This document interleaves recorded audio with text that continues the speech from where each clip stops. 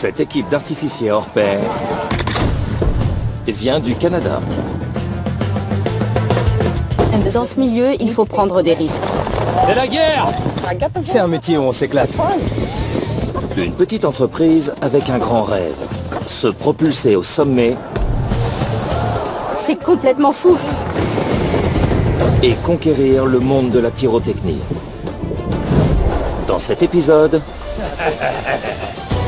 les garçons livrent une prestation des plus consternantes Tant de travail pour ne rien voir, c'est triste. et mettent le feu au pied d'un volcan mexicain. Il entre en éruption. Mais les choses se compliquent. Sortez de là!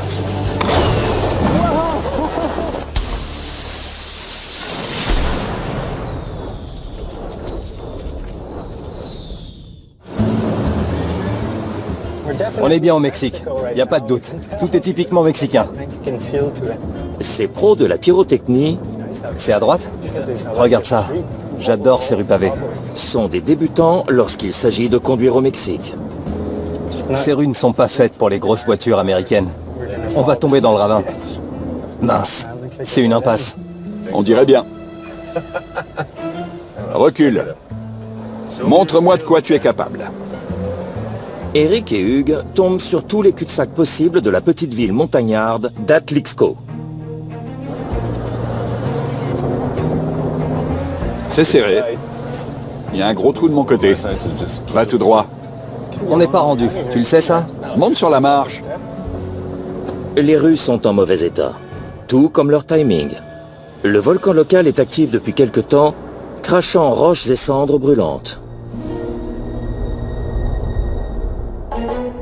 Oh là les enfants. C'est nous, les gringos. Pas de panique, on repart. Lorsque les gringos canadiens trouvent enfin le chemin de la place en face de l'hôtel de ville, un vieil ami les y attend. Jorge! Jorge Marquez est l'un des meilleurs pyrotechniciens du Mexique.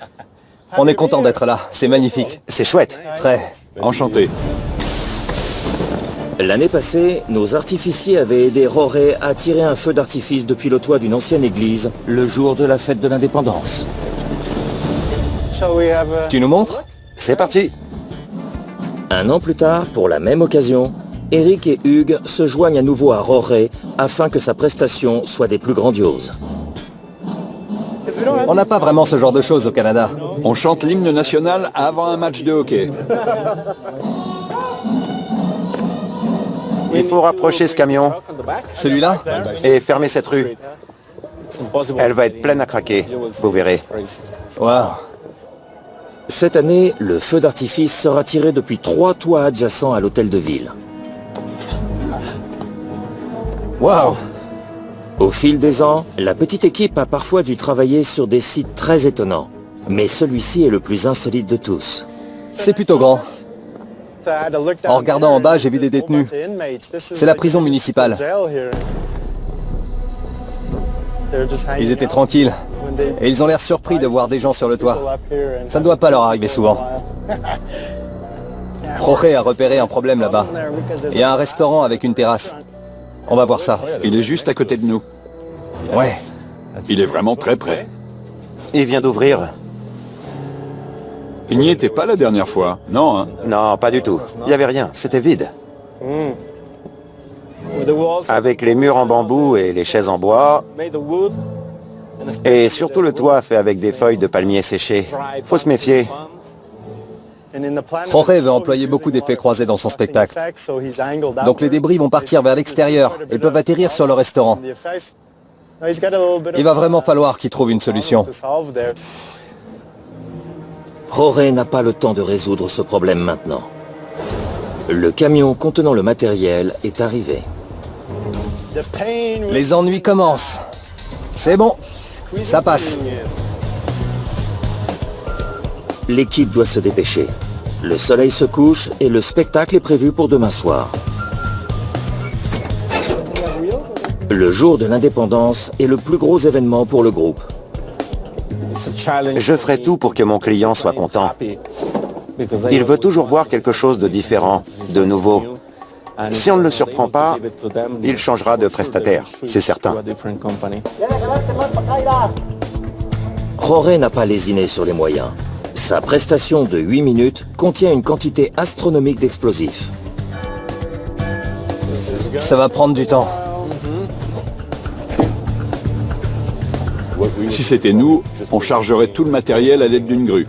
Mais ça fait partie de l'expérience mexicaine. Envole-toi! Si ça se trouve, on va voir un type en uniforme rayé, avec un numéro dans le dos descendre en rappel depuis là-haut. Le camion est enfin déchargé. Demain, ils installeront le feu d'artifice sur le toit. Mais au petit matin, les rayons du soleil mettront au jour quelques petits imprévus fâcheux. Les festivités du jour de l'indépendance démarrent. La parade est géniale. Ce sont des écoliers, hyper disciplinés et patriotiques. Ça change. La zone de tir de ce soir est aussi une surprise. On a des bombes postées au-dessus d'une école. C'est très étrange. On ne ferait jamais ça chez nous. Il n'y a aucune barrière de protection. Je pourrais laisser tomber une bombe sur leur tête sans difficulté. Mais on est là pour travailler à la mexicaine, alors c'est ce qu'on fait. Une prison, une cour de récréation et une terrasse de restaurant. Roré doit revoir son plan afin de contourner ces curieux obstacles. Et on fait comme ça. Et une fois terminé, on vérifie les angles avec les voisins. J'espère que ça ira. Ouais. La zone de tir est très étendue. Le feu sera tiré depuis 3 toits contigus. Une combinaison de monocoups et d'effets fixes sera postée au bord des toits, juste au-dessus de la foule. Une batterie de mortiers, plus en retrait, tirera des bombes aériennes qui exploseront au-dessus de l'école et de la prison. On s'occupe des monocoups. C'est assez délicat. C'est un peu plus compliqué à installer. T'es sûr? Je sais pas. On va en mettre un à chaque position. Ça marche. On trie les pièces parce qu'elles étaient rangées par effet et non par position. C'est le bazar. Des spaghettis. Donc on remet chaque effet dans le carton correspondant à sa position. Ce sera plus facile à installer. Donc là, on a les petits effets. Comète, mine, gâteau. Le tir doit être très précis. Mais les pièces contenues dans l'emballage en carton ne leur inspirent aucune confiance.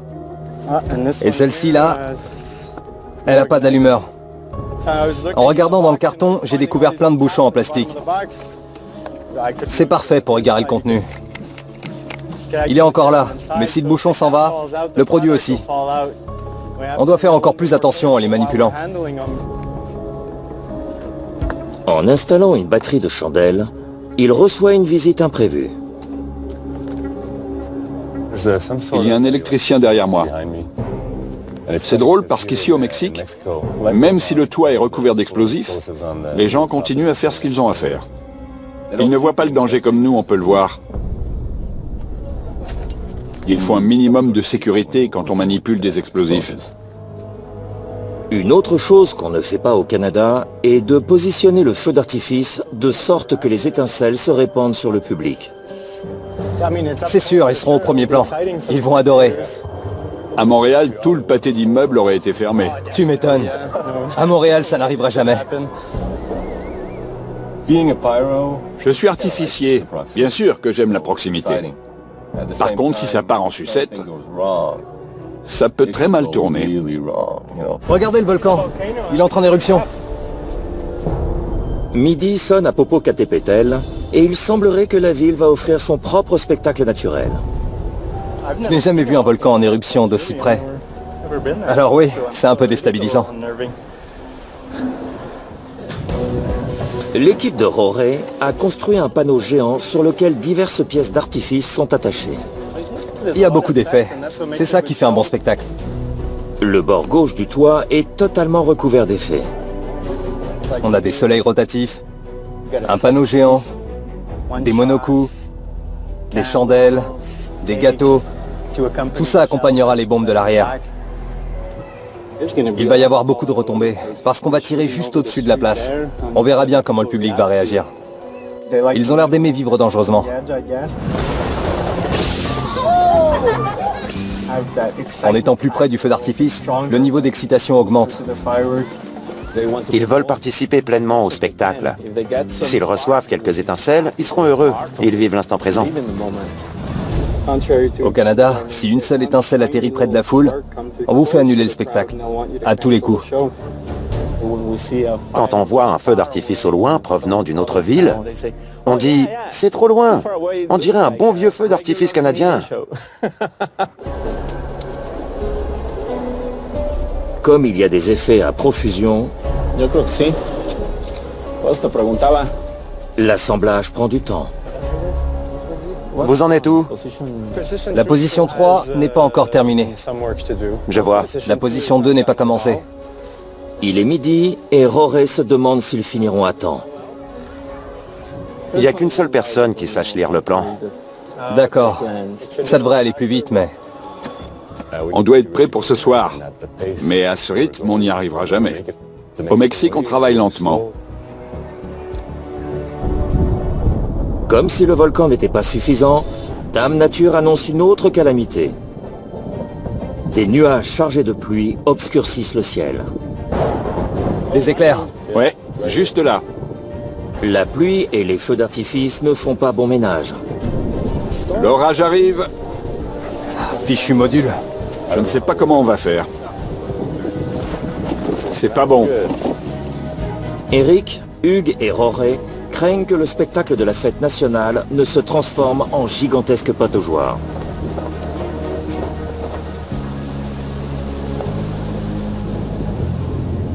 Ça s'est arrêté, mais d'autres nuages arrivent. On doit tout protéger. Si la pluie ne les coule pas, leur charge de travail le fera peut-être.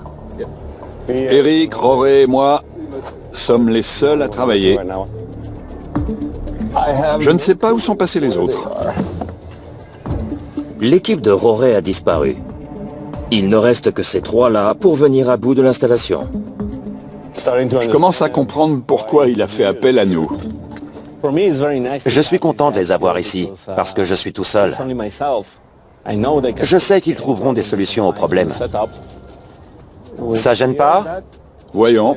Roré vient de découvrir qu'une structure sur le toit est en travers du chemin des monocous. On pourra en mettre ici. Ces derniers doivent être déplacés. Carrément au bord. Certains concepteurs suivent leur plan à la lettre. On en met en haut? Tu me dis. Un peut-être. Mais Roré décide de faire des changements de dernière minute. Ça va être trop beau. Grâce à cette petite touche. Il rencontre un autre problème. C'est à peu près, non? Ouais. Le restaurant d'à côté. Ils devraient prendre des précautions. Leur matériel est hyper inflammable. Complètement. Les toits de chaume augmentent le risque d'incendie. Il est temps d'aller parler au propriétaire Enchanté. Roré. et d'établir un plan d'urgence. Eric, tu penses qu'un extincteur suffirait? À poudre? Non, à eau plutôt. No agua? Il faudrait un bon tuyau d'arrosage et beaucoup d'eau. Ce serait mieux. Il avait des tuyaux d'arrosage au cas où un feu se déclarerait. Avec le vent, on ne sait jamais. Croisons les doigts. Je suis content. Maintenant, il est au courant. Oui, voilà. Il est conscient du danger et il peut se préparer à agir en conséquence.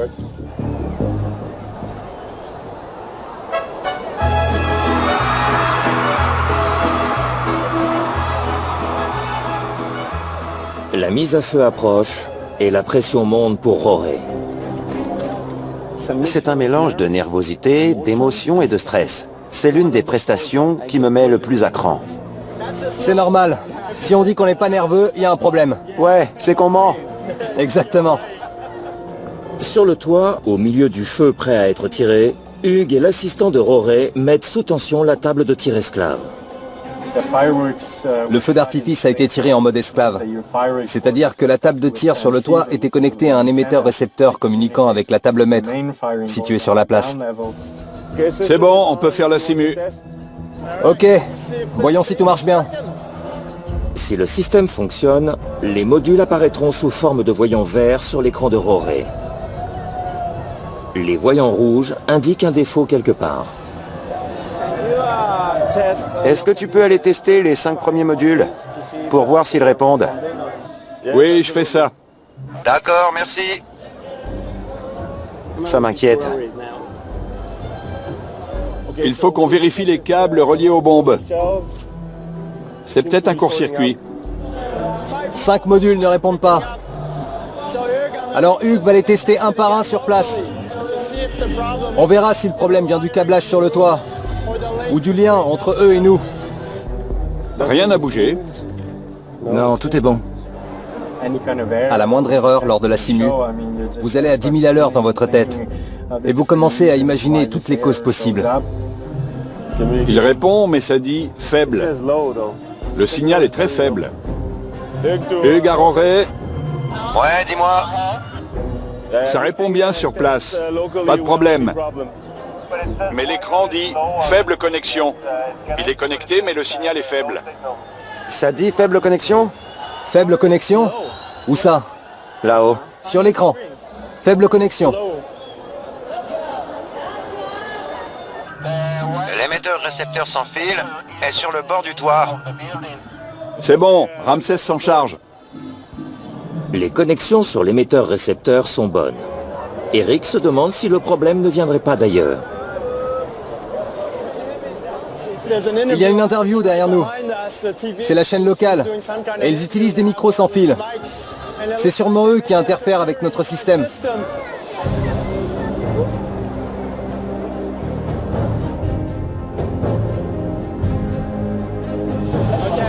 Ils viennent d'éteindre leur système de connexion sans fil.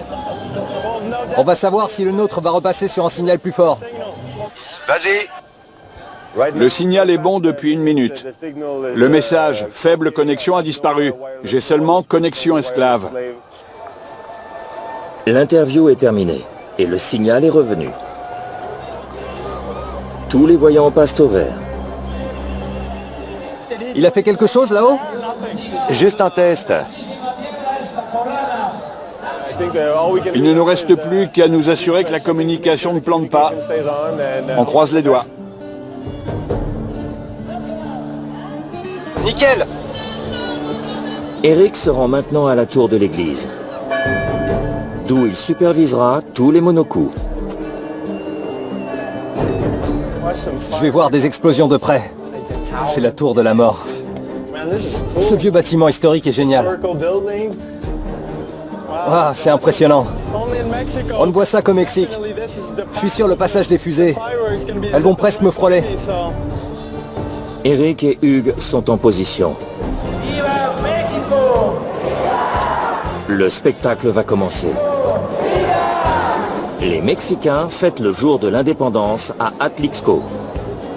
Ils ont vraiment la culture des feux d'artifice. Nos pyrotechniciens de Montréal C'est bon de l'autre côté? s'apprêtent à livrer une prestation qui enfreindrait toutes les règles au Canada. La place est bondée. Si une bombe est défectueuse et qu'en sortant de son mortier, elle fonce tout droit vers la foule, ça va pas le faire. 10 secondes. Sortez de là! On va commencer. Le système est armé. On peut y aller.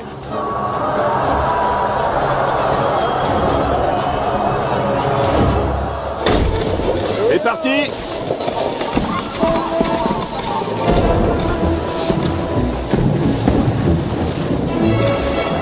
Wow!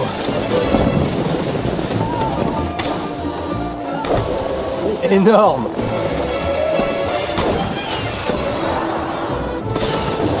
Génial! Il est rare que je me trouve au-dessus du feu d'artifice et de le voir partir de ce point de vue. On est vraiment au cœur de l'action. J'adore ça. C'est très intense.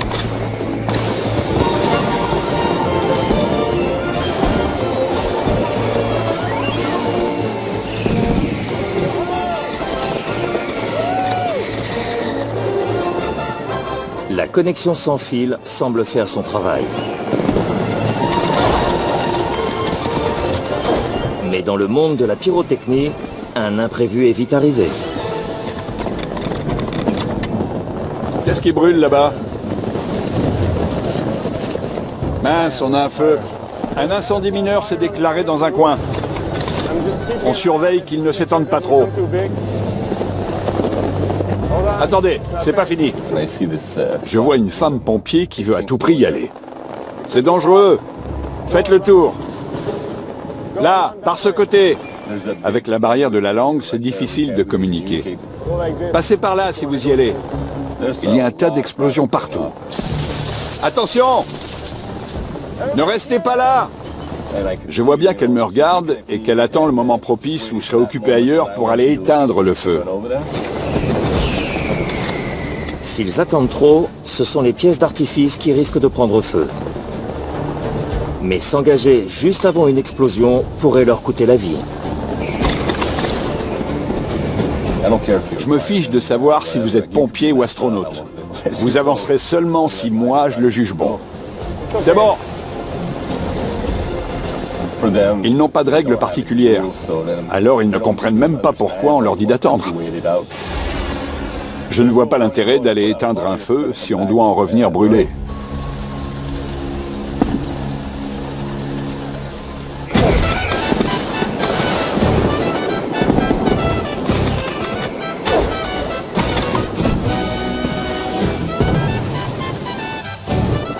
Feux de Bengale et comètes embrasent la voûte céleste.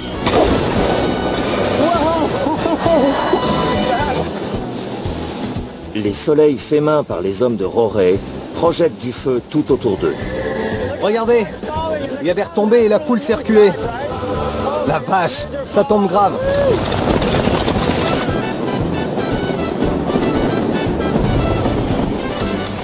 Le bouquet final prend la forme d'un véritable assaut aérien lorsque Rorey déploie ses dernières armes.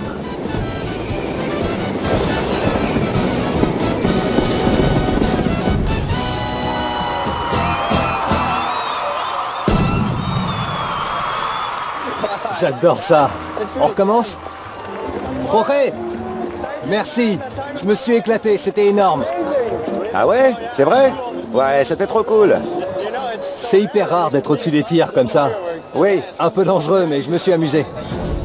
Ils ont éclipsé un volcan et évité la tempête. À présent, notre équipe s'envole pour l'Allemagne, où c'est Dame Nature qui a les cartes en main. S'il n'y a pas de vent, vous êtes fichus. Hanovre, en Allemagne, est un trésor culturel. Mais demain, Bonjour tout le monde. Salut. les artificiers veulent tout casser à leur manière. Les Anglais vont faire sa fête à un parc. Aux abris. Benoît, concepteur au sein du groupe canadien, et Philippe se joignent à une équipe britannique pour l'installation de ce feu d'artifice. Ouais, Ouais. Je me demande quelle surprise tu nous réserves. j'ai beaucoup de travail pour vous, t'inquiète. Impec. À la tête des troupes, Andrew Wiggins. Avant tout, on déballe le matos. Il est l'un des meilleurs pyrotechniciens d'Europe. Ensuite, on installe les monocoups. C'est un concepteur génial. Il est super sympa. On s'amuse bien avec lui. Demain soir, Andrew devra impressionner le jury dans un concours de haut niveau entre 5 pays. Le concours de Hanovre est l'un des plus anciens au monde. Il est très respecté dans notre communauté. On travaille dessus depuis 1 an. Et il représente beaucoup pour nous. Si on veut avoir une chance de gagner, il faut livrer un combat sans merci. Mais en pyrotechnie, les combats peuvent entraîner des pertes. L'été dernier, à Montréal, Benoît a été gravement brûlé lors de l'explosion inattendue d'une bombe.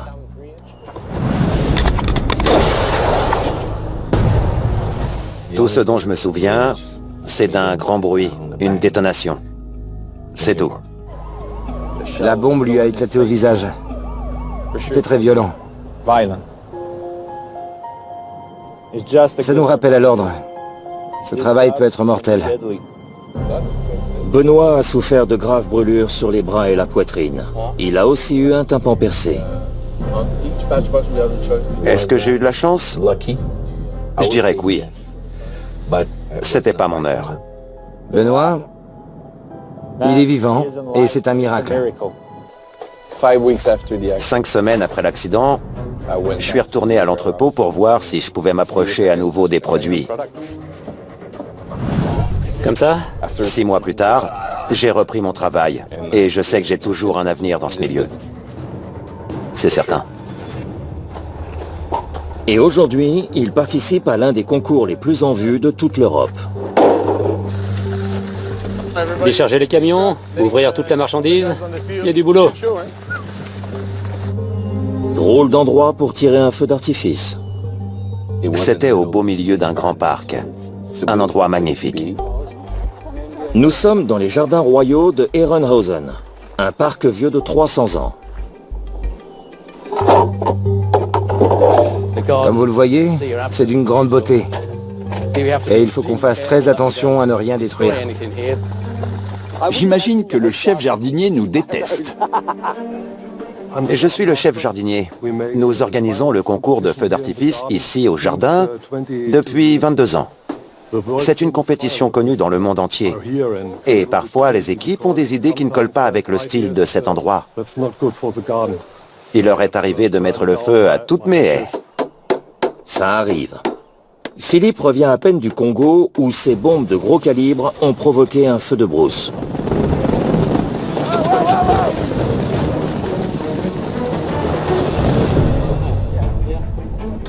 Mais Andrew a conçu un spectacle bien pensé et raffiné. Ici, il faut utiliser sa créativité. On ne peut pas débarquer et balancer des tas de bombes pour faire un max de bruit. On préférera des effets très subtils. Cela leur prendra 2 jours, 3 km de câbles et presque 5000 effets pour couvrir un site de cette amplitude. Voici le plan d'attaque d'Andrew. Des bombes aériennes de très gros calibre au fond des jardins. De plus petites bombes sur l'herbe, derrière les étangs, des soleils rotatifs au milieu, des effets pyrotechniques au sol, près du public, et le clou du spectacle, une immense cascade de feu qui s'élèvera dans les airs. On doit suivre les instructions de son plan à la lettre. Par exemple, si l'angle doit être de 45 ou 60 degrés, s'il est à 43 ou 62, ça n'ira pas. Quand on est attentif aux détails, on gagne. Il faut que tout soit parfait. Andrew détient toutes les pièces du puzzle. Il contrôle tout avec sa tête. Là, On est ses soldats et il est à la tête de l'Empire. Les troupes britanniques regroupent des artificiers d'expériences diverses. Je travaille à l'usine. Je découpe des poulets. Je travaille pour l'entreprise familiale. On vend des cartes de vœux. J'ai été sous-marinier pendant 9 ans dans la marine royale. Mais j'ai toujours aimé faire exploser des trucs. Les citrouilles me craignent. On se sacrifie au nom de la pyrotechnie. Andrew, où est-ce qu'on met les bombes de 10? les 7,5 vont devant, les 12,5 derrière et les 10 entre les deux. Ça me plaît. Mais ce que va trouver Philippe ne va pas lui plaire. On pensait que ce serait de la technologie allemande, bien faite, bien propre. Mais les batteries ne sont ni droites, ni de la même longueur. Les planchettes sont toutes cassées. Les clous sont minuscules. C'est la galère. Un singe pourrait le faire. Je suis pas un singe, mec. Je dis pourrait. Toi, t'es un singe intelligent. Va te faire voir. Mais le problème n'est pas anodin. Si elles sont mal fixées, voilà ce que ça va faire. Dans cette position, ça part directement dans le public. Règle numéro 1. Ne jamais orienter les bombes vers le public. Une fois les mortiers chargés d'explosifs, ils n'ont pas droit à l'erreur. Cette mèche brûle à la vitesse de 50 mètres par seconde. Une école avait organisé un feu d'artifice. Ils ont inséré la bombe et le principal a allumé la mèche. Croyant qu'il avait le temps, vu la longueur de la mèche, il a regardé dans le canon et la bombe a jailli au même moment, lui arrachant la tête. C'est pour ça que les bombes sont interdites à l'usage public au Royaume-Uni. Il faut s'y connaître. C'est ça qu'on va allumer. Mais le matériel professionnel tombe toujours entre de mauvaises mains. Comme celle de ces adolescents américains qui sont beaucoup trop près du mortier. Voilà, comme ça. C'est une mèche qui brûle vite. Ouais, c'est de la bombe. En fait, il nous faut une flamme. Oh non! Bouge! Quelques centimètres plus près du mortier, et ils auraient pu être tués. De retour à Hanovre, les artificiers ont encore du pain sur la planche.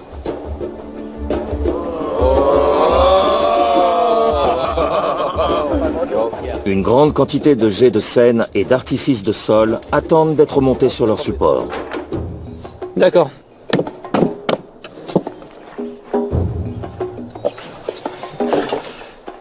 C'est un travail laborieux. Vous êtes là pour faire les tâches ingrates.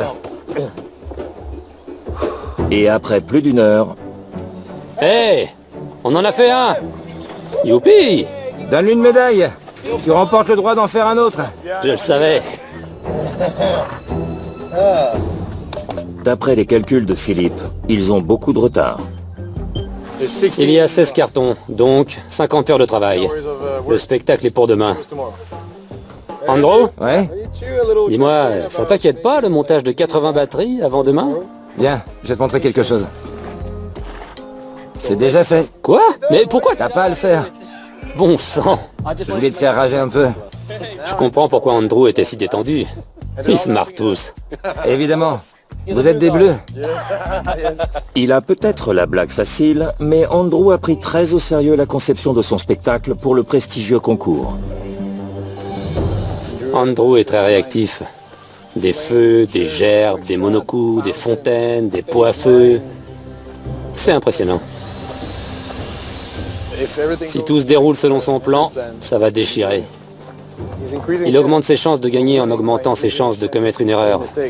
C'est un pari risqué. Plus c'est compliqué, plus il a de chances de se tromper. Et une kyrielle d'effets engendre un autre problème. Les flammes, les petites grenades, les gerbes, tout ça produit beaucoup de fumée. La physique, le destin et même Dame Nature peuvent contrecarrer les meilleurs plans. Il joue avec le feu. Malgré leur préparation, ils auront besoin de chance s'ils veulent que le feu d'artifice soit un succès. La vache! C'est lourd! Des jardins royaux allemands sont un endroit peu commun pour accueillir un concours de feu d'artifice international. Ça pèse, hein? Il y en a un paquet. Heureusement que t'es fort. Mais les Canadiens, Philippe et Benoît, prêtent main forte à leurs amis anglais et recouvrent ce parterre royal d'explosifs. On a fait du bon travail. Je crois aussi. Finalement, les Anglais sont bons dans certains domaines. Pas que pour les fish and chips.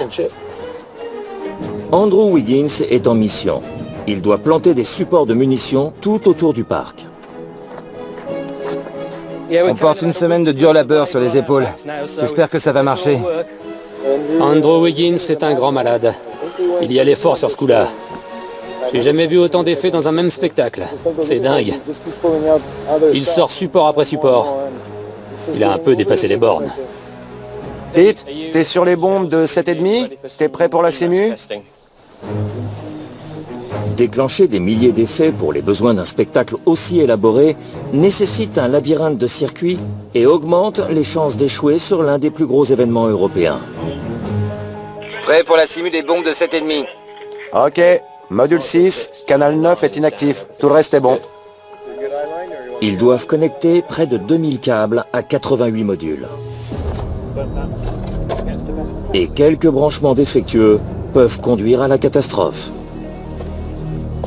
Soit il n'y est pas, soit il est mal branché. Le canal 9 est manquant. Va le chercher. C'est un petit clignotant vertical. Comme ceci. S'il y a une défaillance du système ou une incompatibilité, on aura l'air d'idiot. Pendant ce temps, Andrew continue sur sa lancée en rajoutant encore plus d'effets recherchés. Ici, on a des soleils rotatifs horizontaux qu'on appelle chez nous des dames dansantes. Ils vont tourner sur un axe central, comme ceci. Ces pièces sont des jets qui donneront l'impulsion rotative. Celles-ci brûlent à l'envers et produisent des crépitements argentés. Quand l'axe tourne, elles tournent aussi. et on obtient une illusion de jupe virevoltante. D'où leur surnom de dames dansantes. Je porte les ailes d'un soleil de couleur verte et violette. Ça, c'est la verte. Cette aile tournera dans le sens inverse de l'autre. T'en as combien, les comme ça? 3. On le soulève et on voit comment ça tourne. Ceci est une structure typiquement britannique qu'on appelle soleil chromatique. On l'insère. Elle doit avoir dans les 40 ans. Donc j'espère qu'on sera les seuls à l'utiliser. On doit s'assurer que les ailes tournent avec aisance, qu'il n'y ait pas de résistance. Ce serait le plus gros souci qu'on pourrait rencontrer. C'est un effet capricieux. C'est hyper joli quand ça marche, mais ça marche une fois sur 10. Et... raté. C'est un risque. Elle risque de se rentrer dedans. Elles sont très proches. Ouais.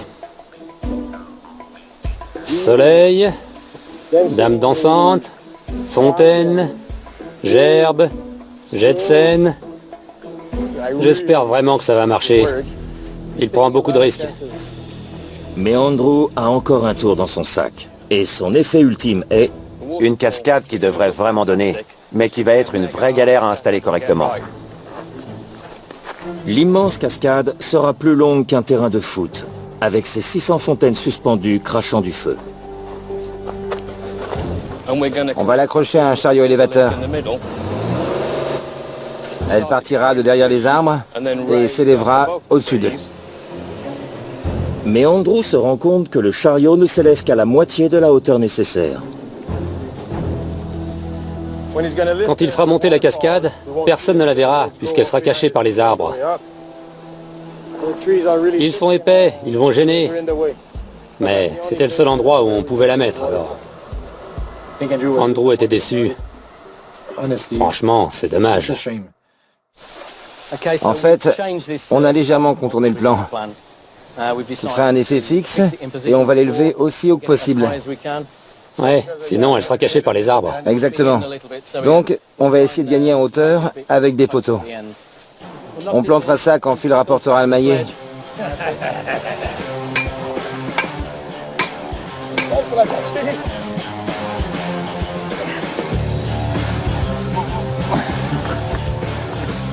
Tenez bon, Allez, préviens-moi. maintenant. Ok, Nickel. je pense que l'effet ne rendra pas aussi bien qu'il l'espérait. Il n'y aura pas d'élévation. L'effet sera là. Sauf qu'il sera statique. On met le système en route et on peut commencer. En début de soirée, 10 000 fans de feux d'artifice professionnels arrivent. C'est l'un des événements les plus attendus de l'été et le public est chaque année un peu plus exigeant. Le radis rouge me va mieux au teint. C'est ma couleur. Avant la mise à feu, Philippe et moi avons un mauvais pressentiment. On espère que le vent se lève un peu.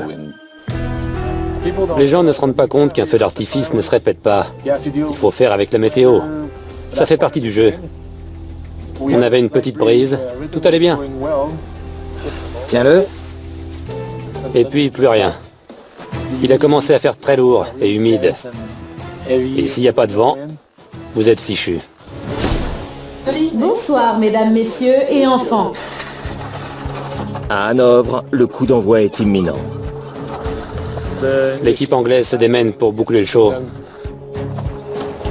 Je pose le module dessus. Et on branche comme ça? Ouais. Ce montage est très compliqué. C'est un risque. Il doit rester 5 minutes avant la mise à feu. Un peu de nervosité et d'anxiété avant le show. 10 000 spectateurs attendent. On est vert à 100%. Les 1730 canaux sont corrects. On a donné le maximum. Plus de 5000 effets. À présent, les jardins de Herrenhausen sont similaires à un baril de poudre géant.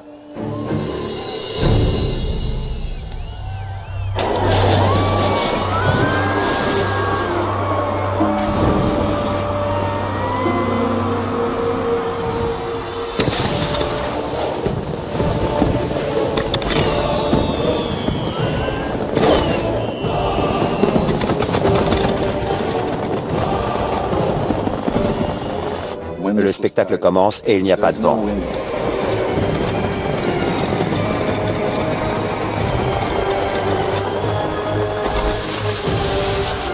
La salve d'ouverture se déroule parfaitement.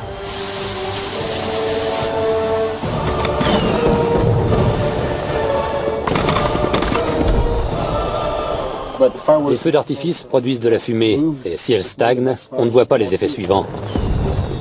Tu vois ce dôme de fumée? Il y en a trop.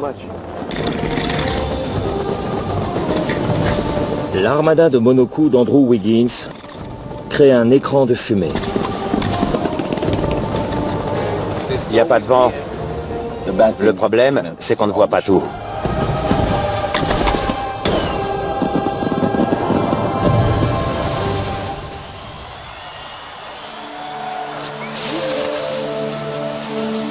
Les dames dansantes! Les dames dansantes ne font qu'épaissir la brume. Malheureusement, on ne les voyait pas au milieu de ce nuage de fumée.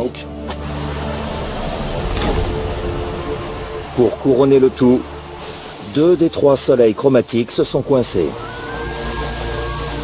Les ailes des soleils ne tournaient pas. Ces constructions ne sont pas fiables. Les jets donnent de l'impulsion, mais parfois, la structure est trop lourde. Ou les jets ne sont pas assez puissants. Ou l'axe n'est pas bon. Ou les ailes se cognent entre elles. Il y a toujours quelque chose qui cloche.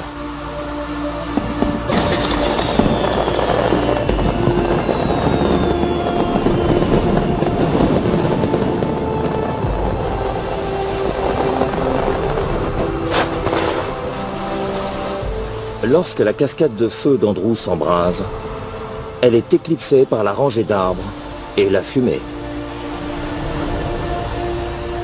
C'est le coup de grâce. Les rêves de victoire d'Andrew s'envolent en fumée. Tant de travail pour ne rien voir. C'est triste.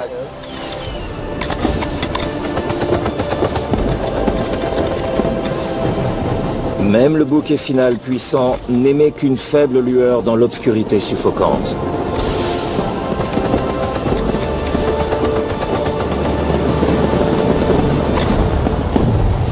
Avec une petite brise, ça aurait sûrement été le plus beau spectacle du concours. Malheureusement, le destin en a voulu autrement. Merci pour ton aide. Bravo, spectaculaire. Magnifique. Dommage pour la fumée. On n'y voyait rien.